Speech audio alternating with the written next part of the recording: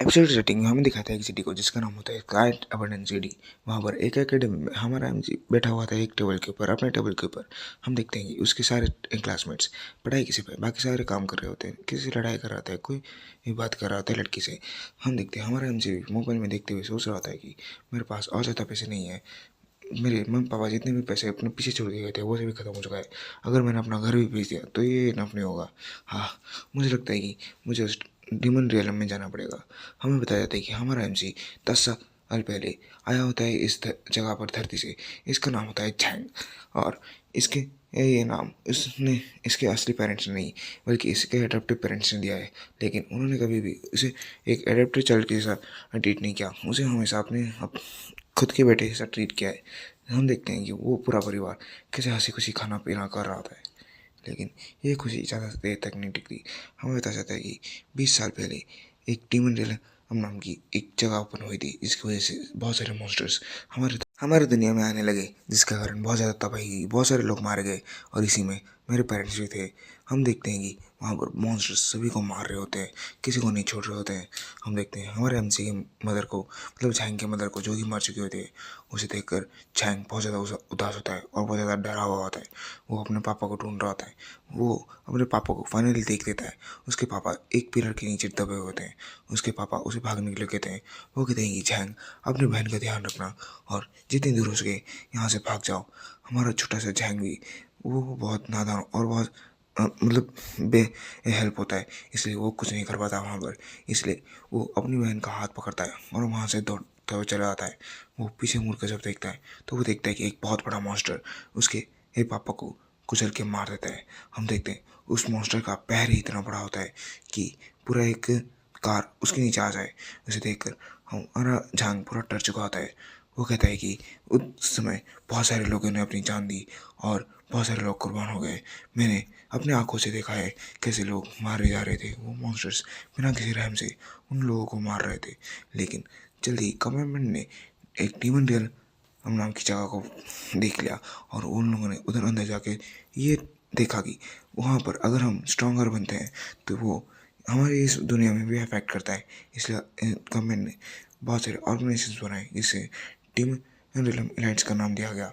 और इसी का एक कॉन्सिक्वेंस है एक जगह जिसका नाम है international demon and realm elites. हाँ, ये वही जगह है जहाँ पर मैं ज्वाइन होना चाहता हूँ। हाँ, वैसे हमारे इधर टीयर्स डिवाइड किया गया है पावर के हिसाब से। First year, second year, third year, और उसके बाद टॉप 2 में आते हैं फोर्थ ईयर और फिफ्थ ईयर। फिफ्थ ईयर में वो लोग आते हैं जो हाई लेवल मॉन्स्टर्स को आसानी से मार सकते हैं। वो लोग बहुत आसानी से हाई टीयर मॉन्स्टर्स को मार सकते हैं। और हमें एबिलिटीज़ को भी 7 रैंक्स में डिवाइड किया गया है, जैसे नॉर्मली ये मानवस में होता है, ट्रिपल एस से लेकर डी रैंक तक। हाँ, मुझे बस कैसे भी करके ए रैंक चाहिए, जिससे मैं एक एबिलिटी बन के फर्स्ट ईयर मास्टर आर्टिस्ट बन सकूँ। हाँ, वैसे मुझे बहुत ज़्यादा लेट हो रही है, मुझे घर जाना चाहिए क्योंकि अपने बहन से ऑर्डर अच्छा लगता है। मुझे कैसे भी करके ए रैंक चाहिए जिससे मैं अपने असेसमेंट को पास कर सकूँ और एक फर्स्ट ईयर का मार्शल आर्टिस्ट बन सकूँ। मुझे एक कैसे भी करना पड़ेगा तभी वो हम देखते हैं कि हमारा सीनशिप होता है। वो घर आ चुका होता है, उसके बहन को कहता है कि चलो आज बाहर जाके खाते हैं, लेकिन उसकी बहन कहती है मैंने पहले से बना चुका है। हम देखते हैं वो खाना जल चुका होता है। वो कहता है आज तुम्हारा 18th बर्थडे था, इसलिए मैंने सोचा मैं अपने हाथों से बना के तुम्हें खिलाऊँ, लेकिन ये तो देखो चल गया। इसे देखकर हमारा एमसी कहता है कि हाँ, तुम से काम करती ही क्यों हो, तुम्हें खाना बनाना नहीं आता फिर भी तुम खाना बनाना चाहती हो। मैं घर आके खाना बना लूँगा, तुम चिंता मत क्या करो, मैं अभी तुम्हारे लिए अच्छा सा खाना बनाता हूँ। सुनकर उसकी बहन ठीक है कहती है। फिर हम देखते हैं वो दोनों भाई बहन मजाक मस्ती करते हुए एक खाना बनाने के लिए निकल जाते हैं। कुछ देर बाद नीना यानी हमारे एमसी झैंग की ये बहन कहती है कि मैं अपने दोस्त के घर नाइट सिटी के लिए जा रही हूँ, इसलिए मैं थोड़ी लेट हो जाएगी। इसे सुनकर हमारा झैंग कहता है कि ज़्यादा लेट मत करना वरना मुझे तुम्हारी बहुत ज़्यादा फिक्र होगी। इसके बाद वो वहाँ से चली जाती है। झैंग अपनी घड़ी की तरफ देखते हुए कहता है कि और तो बस 10 सेकेंड, 10 सेकेंड और।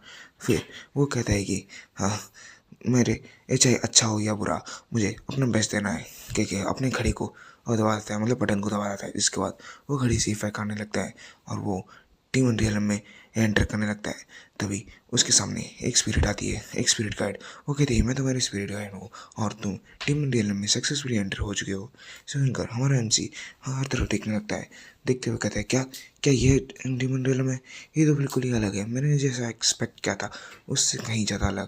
तभी वो स्पिरिट गाइड कहती है जल्दी से अपना नाम और तुम्हें कैसा अटायर चाहिए वो जल्दी से बताओ, जिससे हम तुम्हारे लिए वो डिज़ाइन कर सकें। इसे सुनकर हमारा एमसी अपना नाम लोकी और अटायर मास्क अटायर कहता है।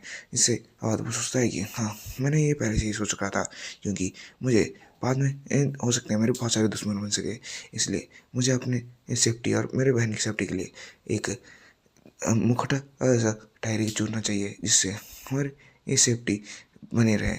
इसके बाद वो हवा में फ्लोट करने लगता है और वो एक ड्रेसअप हो जाता है, मतलब बहुत कूल लगने लगता है यार, सच में मुझे भी ऐसा ड्रेस चाहिए।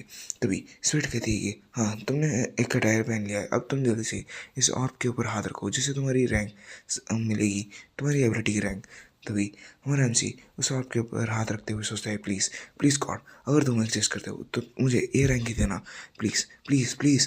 कह के ए रैंक करते रहता है और वो और बहुत ज़्यादा चमकने लगता है। अचानक से वो और चमकना बंद कर देता है। उसे देखकर वो हैरान होता है।